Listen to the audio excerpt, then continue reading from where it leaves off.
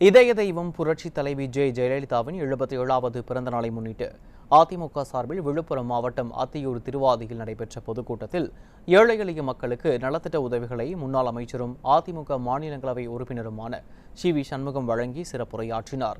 அப்போது ஸ்டாலின் அரசின் ஒரே சாதனை தமிழ்நாட்டை கஞ்சா நாடாக மாற்றியதுதான் என முன்னாள் அமைச்சர் சி.வி. சண்முகம் குற்றம் சாட்டினார்.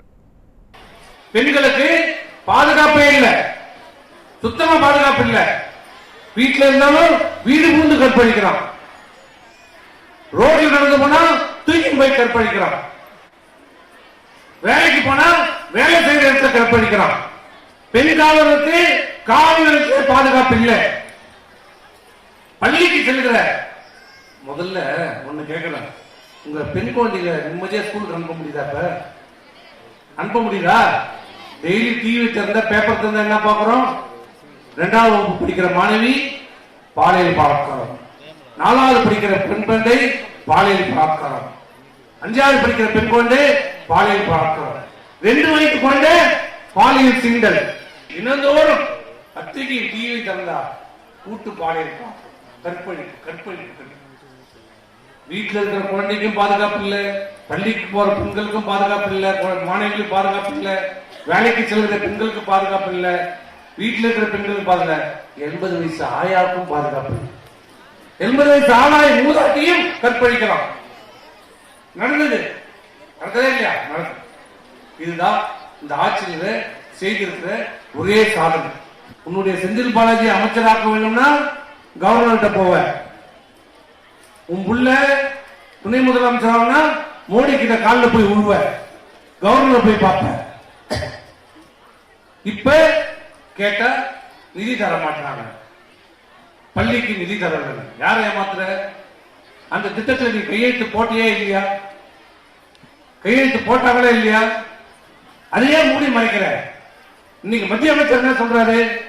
இவர்களுக்கு ஒத்துக்கொண்டு கையெழுத்து போட்டார்கள், இப்போது மாற்றி பேசுகிறார்கள். ஏன் கையெழுத்து போட்ட? எதுக்காக கையெழுத்து போட்ட? நீ உண்மையிலேயே இந்தியை எதிர்ப்பதாக இருந்தால் நீ ஏன் அதில் கையெழுத்து போட்ட? நாங்கள் 10 ஆண்டு காலம் ஆட்சியில் இருந்தோம். நான் கல்வி அமைச்சராக இருந்திருக்கிறேன், 2 முறை இருந்திருக்கிறேன். நான் கல்வி அமைச்சராக இருக்கின்ற போது பல முறை மத்திய அரசாங்கத்திலிருந்து அந்த நவோதயா பள்ளியை திறக்க வேண்டும் என்று மத்திய அரசாங்கம் பல முறை எங்களுக்கு அழுத்தம் கொடுத்தது, வற்புறுத்தியது. இந்த பள்ளியை திறக்க வேண்டும், இல்லை என்றால் நாங்கள் நிதியை தர மாட்டோம், அதை செய்யவும் இதை செய்யவும். ஆனால் கடைசி வரை அம்மாவும் சரி எடப்பாடியாரும் சரி உறுதியாக இருந்து எந்த காலத்திலும் எந்த நிலையிலும் தமிழகத்தில் இந்தியை நுழைய விட மாட்டோம், நவோதயா பள்ளியை திறக்க அனுமதி கொடுக்க மாட்டோம் என்று தைரியமாக சொன்ன ஆட்சி அம்மாவுடைய ஆட்சி, அதிமுக ஆட்சி. இந்த கட்சித்தீவை யார் விட்டு கொடுத்தது? 74 கருணாநிதி முதலமைச்சராக போது விட்டு கொடுத்தது.